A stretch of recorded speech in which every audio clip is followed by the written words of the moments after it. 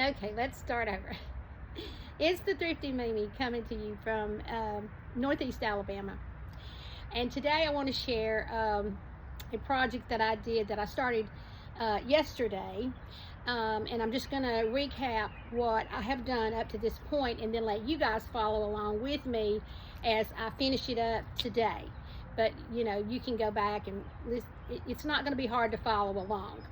And I can't take credit for this. This is something that I saw on a YouTube video, and the girl did a great job.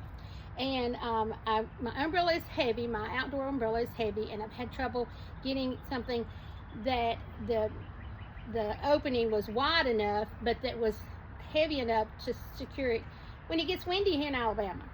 And so I saw this girl, and so what she did is she took a planter, a heavy resin planter, and then she took PVC pipe and spray painted it black to match the base of the pole of the umbrella. And then she did it. We did it about to right here. If you can see, right here, there's a lip right here where the concrete comes, and that's how deep this PVC goes, and that's how deep, and that's what you need. And so I bought a 50-pound bag of the Quikrete. And what you do is you take it and you get your PVC pipe and you hold the PVC pipe in place. And I couldn't pour it because it was too heavy, so I used a good size plastic cup with a spout to put the concrete in there. And I put a little in there and then put just a little bit of water, and you take a stick and you kind of stir it about, and you'll see it's really easy to do. It's not difficult. I mean, it's very, very simple. Almost a child could do this, but it turns out so beautiful. And so then I got potting soil. I let it set up. I let the Quikrete set up without the umbrella in it and without the dirt in it overnight to let it, what they call, cure. So now I'm ready. I put the dirt, the potting soil in this afternoon, and I have collected my plants. And let me just back up and say, you could put a lot of money into this project, but I'm the Thrifty Mimi, and so what I'm going to do is tell you how you don't put a whole lot of money into this. I found this planter at one of the dollar stores for $10. I saw similar planters at the large, I don't know what you call it, but hardware stores or whatever. I saw several that was upwards of $60. Okay, so we got a $10 planter here. And so far in the PVC, I went scavenger hunting. I have a new subdivision going in beside me, so I went scavenger hunting because they had recently done some plumbing, and I noticed they had set some PVC, several different sizes and different size pieces on the road for the city to come and collect, so it was free. And so lucky for me, I found the perfect piece. And so the PVC can be expensive, so if you can scavenger and find you, because you're going to need probably about a 3-foot piece, but that could run up the cost of this if you don't know where you can get it for less. But that would be your more expensive item of this, because the potting soil is like $4. So far in this, with the planter itself, the dirt and the concrete, I've got $15 in this project, which I think is very reasonable when we see how it's going to turn out. And personally, I like to pick things that will be an accent. I may show a panoramic view in a minute of what I've got turquoise chairs, and then I've got navy, and I've got some Adirondack chairs and some little tables that are black. And I wanted to go black with planter, and then I wanted to go with green and fuchsia and light lavender for this particular project. And so now let me get my gloves on and let's get started. I've got these little tools, and another thing I want to say is don't spend a lot of money for things like this. These also came from a local dollar store about 5 years ago, and they're still in great shape. And there's an actual another that you can get 3 or 4 different pieces, you know. And so don't think that you can't do something because you can't afford it. Because if you're thrifty, like the Thrifty Meanie, you can do this too. So, and then the next thing I want to talk about being thrifty with is we could spend a lot of money in what we put in this. But we want something that's hardy, that's going to kind of multiply, and that's going to look cohesive and have some highs and lows in it. And sometimes in your own garden, in one of your other garden beds or around your home or whatever, you may have something that you can use that will multiply and it'll be enough to get started with, and you won't have to purchase that. So for me, this decorative grass right here, I have 2 different kinds, a shorter one and a longer one. And these are clippings that have come from my own garden somewhere else here at my house. So they were free, okay? So free is great, right? Free is best.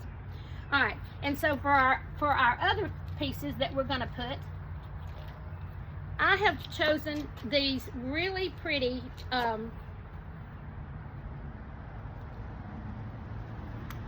petunias. I forgot my name out there. These petunias, and I think they're gonna be great because they're. And then I have two packs of these, and this coleus is beautiful, and it will just continue to bloom. And then I also have some lavender. Let me make sure I've got it out here. We may have to hold on a minute. Let me go get the lavender. I've got to go get the lavender.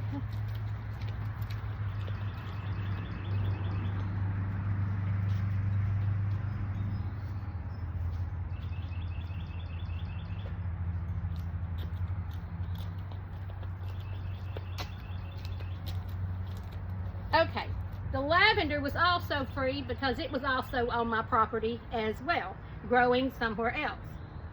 And so what I'm going to do is I'm going to go in here first. I've got two of these taller grasses, and I'm going to put them in first. I'm going to put it kind of, you know, close here to this pole so that, you know, not too awful deep, but I mean, this will continue to multiply and get fuller. And so you don't want to overstuff it because you don't want to end up having more than what you can deal with. And so on this other side, that's on one side of the pole. On this other side, I'm going to come in and put this one in. Okay, that gives us some height, and that gives us something to start. That's how we're going to start. We're going to work out from here, out from the center. All right, underneath, over here on the edges, I'm going to break this into pieces. Don't be afraid to break it off into pieces. And over here on these edges of my pot, I'm going to come in with this shorter, more variegated little grass. And I'm going to do the same thing over here.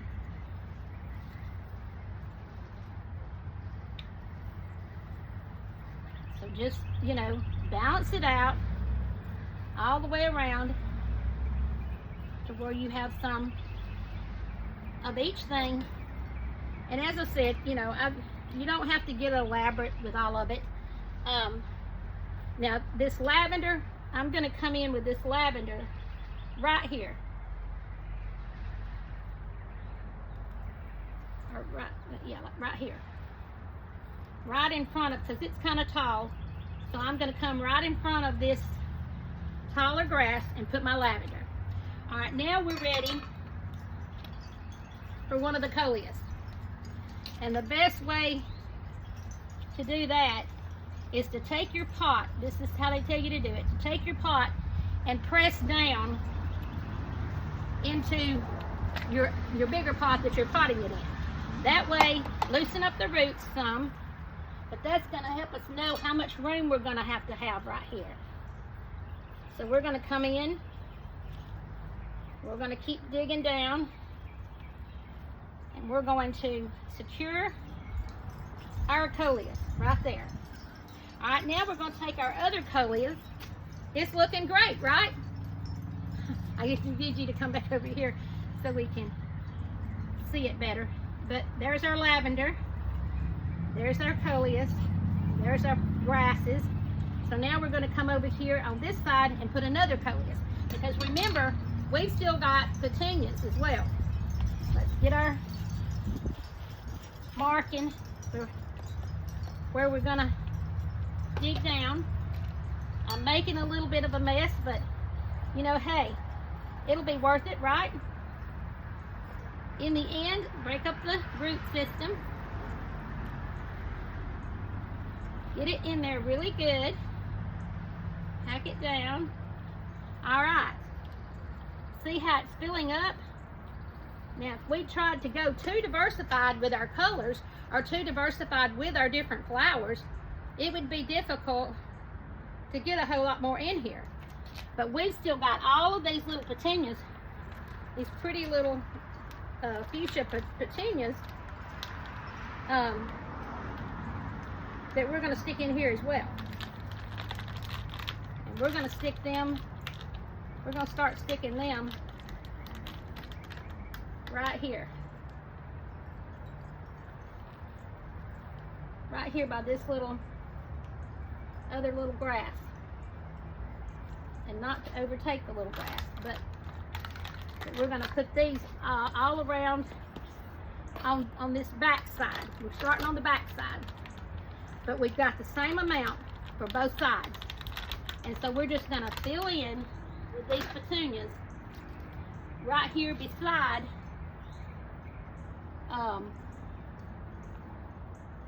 this grass, this pretty grasses, and